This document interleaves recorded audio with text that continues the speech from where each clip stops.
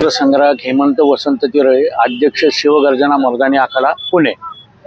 मी गेली 30 वर्ष शस्त्रास्त्रचा संग्रह करीत आहे, जतन करीत आहे आणि मुलांसाठी एक वेगवेगळी एक्झिबिशन आम्ही करीत आहोत।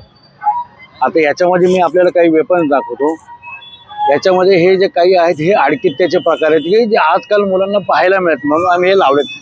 याच्यामध्ये एक असा आडकित्ता तयार केलेला आहे की याचे दोन्ही पाय वर गेले की हा आडकित्ता तयार होतो आणि असे केल्यानंतर हा वेपन तयार होतो। म्हणजे आपल्याला पूर्वीच्या काळी जे लुटायचे त्यावेळेला हे आपल्याला वापर याचा होत होता। तर हा जो प्रकार आहे सांग नावाची भाला आहे, हा भाला सांग नावाचा हा संपूर्ण लोखंडी बनावटीचा भाला आहे। हा इतर भाल्यांप्रमाणे याचाही वापर होतो, लोखंडाच्या भाल्याचा हाही भोसकण्यासाठी वापर होतो। तुम्ही चिलकत फोडायचं असेल तर चिलकत सुद्धा या भाल्याने आपण फोडू शकतो, भेदू शकतो।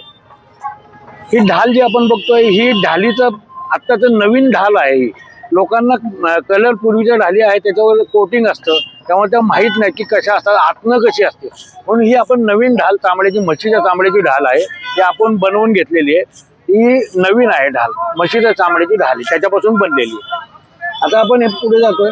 आता इथे आपण बघतो हे जे बारूददान आहेत, बारूददान सगळे आहेत। तर ही आहे बंदूक, ही फ्लिंट लॉक गन आहे, गारगोटीची गन आहे, मजल लोडिंग गन आहे। याच्यामध्ये इथून यामध्ये दारू ठेवली असते, बंदुकीची दारू। याच्यामध्ये ही मजल लोडिंग गन असल्या कारणाने याच्यामध्ये आपली दारू ओतली जाते। हा ठासणीचा त्याचा रॉड आहे, याने ती ठासली जाते, म्हणजे कडक केली जाते, म्हणजे थोडक्यात कॉम्प्रेशन आपलं वाढलं पाहिजे म्हणून। त्याच्या पुढे नंतर आपण मग जे काही आपल्याला बॉल ठेवायचा आहे किंवा पत्र्याचे तुकडे वगैरे ठेवायचे ते याच्यामध्ये आपण टाकून द्यायचे, जे काय असेल ते। नंतर याला पॅन म्हणतात। इथे बारीक होल असते, ह्याच्यामध्ये थोडीशी दारू आपण टाकायची, इथून इग्निशन मिळतं याला आपलं फायर करण्यासाठी। याला आपण इथं गारगोटी लावली जाते, याच्यामध्ये गारगोटी, आणि हा पॅन बंद करून जेव्हा आपण फायर करतो त्यावेळेला त्याचा स्पार्क इथे पडतो आणि गन फायर होतो। अशा टाईपची ही बंदूक आहे, ठासणीची फ्लिंट लॉक गन आहे, गारगोटीची गन। हे बारूददान आहेत आणि हे कुऱ्हाडीचे प्रकार आहेत। इथून हे नवीन आहेत प्रकार, पण हे खूप वयस्कर माणसांनी बनवले, त्याची कला जोपासण्यासाठी आपण त्याच्याकडनं आपण बनवून घेतलेले असे कुऱ्हाडीचे प्रकार। हे जे आपण बघतो हे खाली हे सगळे सुरे आहेत की जेणेकरून जवळ आलेल्या माणसाला पटकन भोसकता यावं म्हणून हे छुपी हत्यार आहेत सगळे, जे शेल्यामध्ये लपवलेले असतात, पटकन काढून। हे आहे विट्याचं हे पुढचं पान आहे विट्याचं, याला खाली काठी लावली जाते आणि तो आपण भोसकण्यासारखे भाल्यासारखंच वापरला जातो, आपण याचा वापर होतो भोसकण्यासाठी। याने आपण चिलकत सुद्धा भेदू शकतो, म्हणजे चिलकतावरती आपण तो वार करू शकतो, चिलकत भेदू शकतो, फाडू शकतो याने, या विटा नावाच्या वेपन। हे सगळे भाल्याचेच प्रकार आहेत। बाजीप्रभू देशपांडे, जीवा माले ज्यांनी दांडपट्टा वापरला, हे दांडपट्टा आहे। एक दांडपट्टा 10 तलवार भादरांना भारी असतो। याच्यातून ह्याला दोन्हीकडे धार असते, हा याचा खोबळा आहे, म्हणजे मूठ आहे थोडक्यात। आणि आपण जेव्हा तलवार वापरतो आणि दांडपट्टा दोन्हीमध्ये फरक आहे। तलवारीचा वार फक्त मनगटाने होतो आणि दांडपट्ट्याचा वार याच्यामध्ये हात घालून आपण वापरतो, पूर्ण आपल्या हाताने होतो, त्यामुळे याचा वार जबरदस्त होतो। आपण एखाद्या मुंडकं सुद्धा बाजूला आपण काढू शकतो, याला दोन्ही बाजूला धार असते। एक दांडपट्ट्यावाला 10 तलवार भादरांना भारी असतो, अशा टाईपचं हे हत्यार आहे। याच्यापासून आपल्याला हाताला संरक्षण होतं, म्हणून हा एवढा मोठा खोबळा आहे त्याचा डिफेन्स। आणि याची लांबी साधारणतः 5 फुटाच्या आसपास असते, त्यामुळे त्याच्या जवळ कोणीही माणूस येऊ शकत नाही दांडपट्टे। हे जे आहेत या कुऱ्हाड, हे बळीचे कुऱ्हाड, बळी द्यायच्या कुऱ्हाड। पूर्वी बळी द्यायची प्रथा होती, किंवा समजा लढायला गेलो हत्तीचा पाय तोडायचा आहे, हत्तीवरचे आहेत, हत्तीचा पाय तोडायचा, घोडा आहे, तर पाय तोडण्यासाठी म्हणून त्याचा आकार पण त्यांनी तसा दिलेला आहे की जर हत्तीवरच्या माणसाचा पायच तोडला त्या हत्तीचा तर तो खाली पडेल, म्हणून मग युद्धासाठी तो सोयीस्कर पडेल, म्हणून ते अशा टाईपच्या कुऱ्हाडींचे प्रकार आहेत मोठे मोठे। तर या अशा टाईपच्या कुऱ्हाडी, हे आपण बघतो एक चिलकत आहे। चिलकत असंख्य कड्यांपासून बनलेले, एकामेकात विणलेल्या कड्या आहेत, त्याच्यावरती तलवारीचा कुठलाही वार होऊ शकत नाही, तुम्ही किती वार केला तरी। आणि इथं तुम्ही वार केला तर ह्याला प्लेट दिलेले, जेव्हा तुम्ही तलवार माराल तेव्हा ती अशी सटकून जाते, तेव्हा ह्याच्यात वार होत नाही। पण याला भेदायसाठी आपण जे आता विटा नावाचं वेपन बघितलं किंवा सांग नावाचं वेपन आहे, त्याने आपण भेदू शकतो। त्याला पुढे पॉइंट आहे, चौकोनी आहे, याच्यातनं कडीमधनं तो आतमध्ये जाऊ शकतो। तर याला पण भेदण्यासाठी तशा टाईपची वेपन पण आपल्याकडे होती अवेलेबल। हे आहे शिरस्त्राण, याला म्हणतात। शिरस्त्राण डोक्यावरती घातलं की इथपर्यंत तुमच्या मानेला संरक्षण मिळतं, तुमच्या डोक्याला संरक्षण मिळतं, आणि हे दोन्ही घालून तुम्ही युद्धाला लढू शकता। याचं वजन 10.5 किलो आहे, याचं वजन 3.5 किलो आहे. हा दस्ता म्हणतात त्याला, दस्ता. ज्या वेळेला आपण तलवार वापरतो एका हातात ढाल असते, त्यामुळे ढालीचा हात तुमचा सगळा कव्हर होतो हा भाग. पण उजव्या हातात तलवार आहे पण हा भाग तुमचा मोकळा आहे. मी इथे वार करू शकतो तुमच्या हातावरती, त्यासाठी हा तुम्ही दस्ता घालायचा हातामध्ये, म्हणजे हा एवढा भाग कव्हर तुमचा होतो. इकडे ढाल आहे, इकडे दस्ता आहे. तर अशा टाईपचा हा दस्ता आहे. याला त्याचं पातं लावलेलं असतं, एक अब्जी म्हणजे एका बाजूला पात, अशा टाईपचे भाले. एका माणसाकडे जर भाला असेल तर 10 माणसं त्याच्या समोर येऊ शकत नाहीत, लढू शकत नाही, इतकी पॉवर या भाल्यामध्ये असते. हा भाल्याची लांबी असते 6 फूट, त्यामुळे त्याच्या तेवढ्या जवळ कोणीही जाऊ शकत नाही, इतकी या भाल्यामध्ये ताकद आहे. हे ज्या शक्यता असायची, म्हणून मग हे छोट्या कुऱ्हाडी तयार केलेल्या होत्या की ज्यांनी दांडा आपटलं की ही कुऱ्हाडी वेगळी निघते, कोपरीमध्ये ठेवून द्यायचं ब्लेड. जेव्हा आपल्याला वाटेल धोका त्यावेळेला हा दांडा त्यात ओवायचा आणि कुऱ्हाड आपली तयार. असे टाईपचे हे वेपन तयार व्हायचं. असे छोटे कुऱ्हाडीचे प्रकार आहेत, ही पण त्याच्यातलीच आहे. बरोबर. ब्रिटिशांच्या काळी वापरले गेलेल्या बंदुकीच्या पुढे लावली जाते आणि ती भोसकण्यासाठी याचा वापर होतो. याचा बंदुकीच्या जवळ माणूस आला तर बंदुकीची गोळी घालण्यापेक्षा यांनी भोसकून मारण्यासाठी हे वेपन आहे. ही ब्रिटिश संगीन आहे, ही पण संगीन ब्रिटिशच आहे आपली. हा त्याच्यामध्ये बंदुकीची नळी बसते आतमध्ये, जे पुढे तुम्हाला फायर करायचे ते फायर पण करू शकता, भोसकायचं असेल तर भोसकू पण शकता. अशा टाईपची या संगीन बनलेले आहे. हो, इंग्रजांच्या काळातले पण महाराजांच्या काळातले. बरोबर. हे सगळे आपल्याकडे जे कट्यारींचे प्रकार आहेत त्याच्यातल्या ज्या कट्यार आहेत, या 2 ज्या कट्यार आहेत त्या बच्चा कट्यार म्हणतात त्याला. बच्चा कट्यार म्हणजे लहान मुलाला ट्रेनिंग घेण्यासाठी, तेव्हापासूनच लहानपणापासून सुरुवात, लहानपणापासून ट्रेनिंग द्यायचं असेल तर या त्याच्या हातासाठी बसण्यासारखी त्या आपण कट्यार आहेत त्याच्या छोट्या लहान मुलांच्या. या सुद्धा मोठ्या माणसाच्या कट्यार आहेत या सगळ्या. ही सुद्धा कट्यार आहे, ही चांगल्या घराण्यातली आहे, सरदार घराण्यातली आहे, त्याच्यावरती सोन्याचं काम आहे. हे पूर्वी सरदारांच्या वेगळ्या आणि आपल्या इतर लोकांच्या वेगवेगळ्या असायच्या, तसं त्याच्यामध्ये फरक बाकी काही नाही. सोने चांदी हिरे माणिक असं सेलिब्रिटींचे असतील तर तसे असायच्या, किंवा मोठ्या राजांचे वगैरे. बाकी आपल्या साध्या माणसांचे हे आपल्या साध्या ह्या मराठी कट्यार आहेत.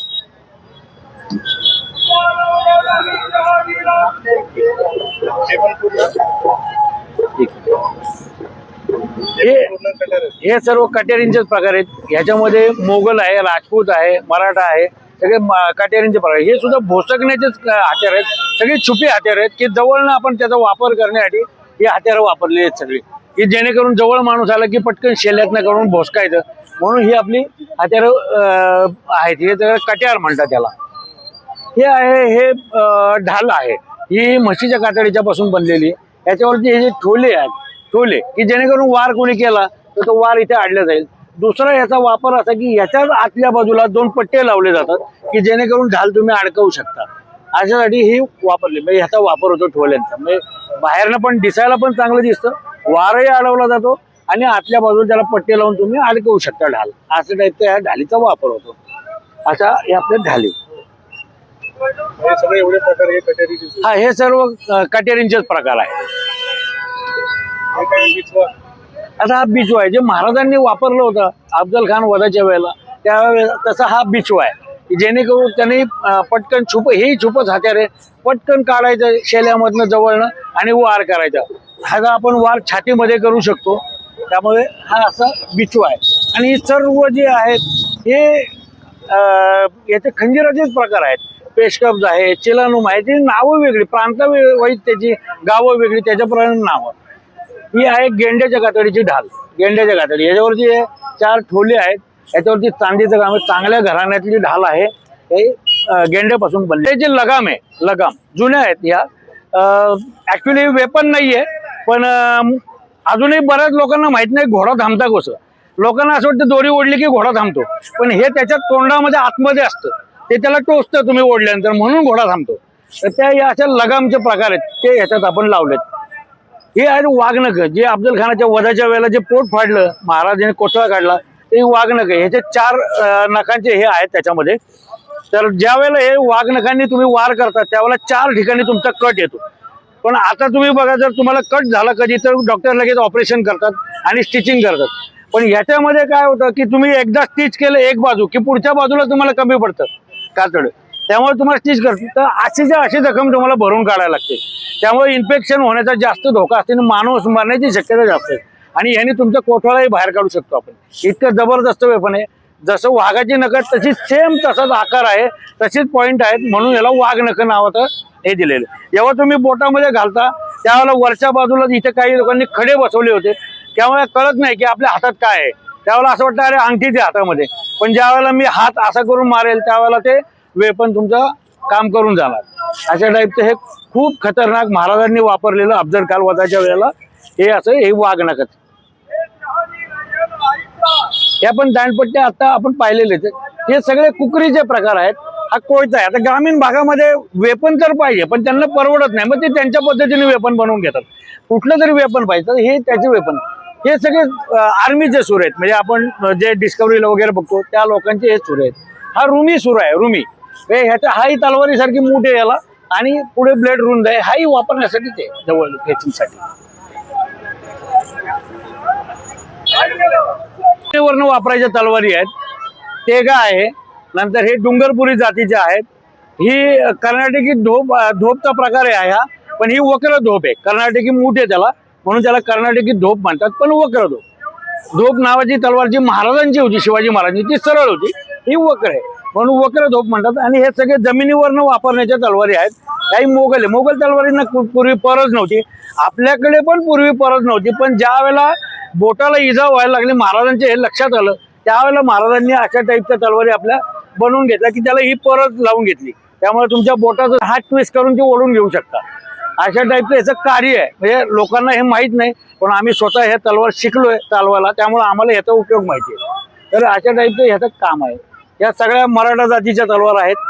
हे किरच म्हणतात. किरच याला उलट्या साईडला धार असते. एक बाजू आपल्याकडे वाकड्या बाजूला धार असते, इकडं याला उलटी धार असते. किरच हे किरच नावाचा प्रकार आहे. तलवारी सारखाच प्रकार आहे, त्याला किरच म्हणतात.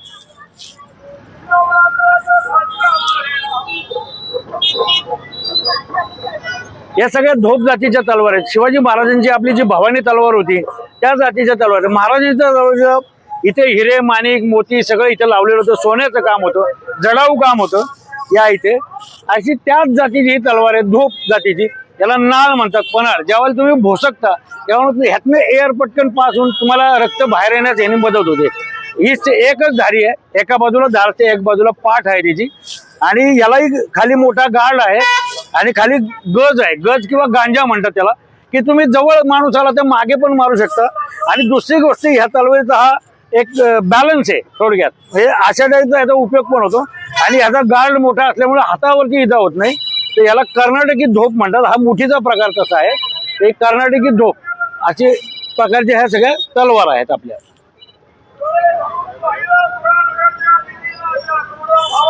याच्यात सुद्धा आपण काही धोप लावल्यात आणि काही जमिनीवरनं वापरायच्या तलवार आहेत या. आता ही तलवार आहे, ही सेरेमनीची तलवार आहे. म्हणजे फंक्शनला चाललोय तर तलवार नाही घेऊन जायची, पण वेपन पाहिजे काहीतरी, म्हणून छोटं वेपन म्हणून ते घेऊन जायचं. पण हे वेपन एक सरदार घराण्यातलं आहे. म्हणजे याच्यावरती ह्या ज्या तलवार आहेत त्या सगळ्या चांगल्या घराण्यातल्या आहेत. याच्यावरती चांदीचं काम आहे, आपण बघू शकता. चांदीचं काम आहे, चांदी सगळी. हे सगळ्या सरदार घराण्यातल्या राजघराण्यातल्या तलवारी आहेत. याच्यावर पण चांदीचं हे आहे. तर अशा टाईपची ही वेपन आपण वापरू शकतो तलवारींच्या. काय म्हणतात, रुंद ब्लेड येतं याचं आणि त्याची पाठ मोठी असते, वजन असतं चांगलं, वार चांगला होतो, म्हणून तेगा त्यांना रुंद ब्लेडने असल्यामुळे. ही मुलेरी तेगा आहे. मुलेर गावात बनली म्हणून मुलेरी तेगा. आता खालच्या बाजूला याला बदाम असतो, असं बदामाचा आकार असतो इथे मुठीला. इथे गाईच्या सारखी तोंड आहेत म्हणून याला गोमुखी म्हणतात. ही मुलेरी तेगा, गोमुखी मुलेरी तेगा असं या टाईपचं ह्याचं नाव आहे. धोप म्हणजे थोडक्यात ही धोपचा प्रकार आहे हा, कारण त्याला खाली कर्नाटकी धोपचं मूठ आहे.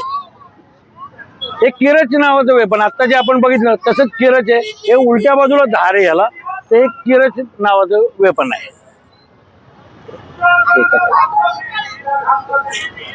हे आहे गुर्ज.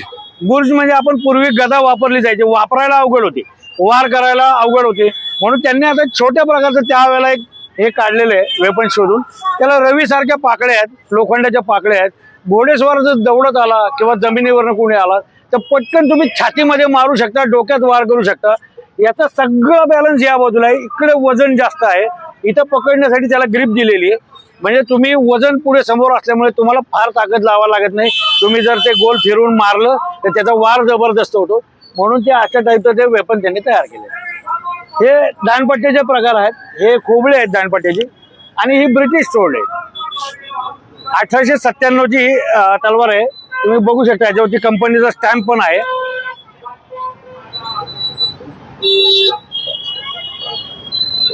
आणि हे आपण आता तेगा बघितल्या, त्याच्यातली ही तेगा म्हणजे रुंद ब्लेड आहे, खूप रुंद ब्लेड. तर अशा टाईपची तेगा ही पण चांगल्या घराण्यातली आहे. याच्यावरती चांदीचं काम आहे. अशा टाईपची ही तेगा. हे आपण जे बघतो हे सगळे तलवारींचे प्रकार आहेत, तलवारींच्या मुठींचे प्रकार. सॉरी, तर याच्यामध्ये धोप जातीच्या तलवारीच्या आहेत मुठी, या जमिनीवरच्या मुठी आहेत. ही पण धोप जातीच्या तलवारीची मूठ आहे. प्रत्येकाच्या गावात प्रत्येकाच्या बनलेल्या प्रत्येकाची बनावट वेगळी, डिझाईन वेगळी, ताकद वेगळी.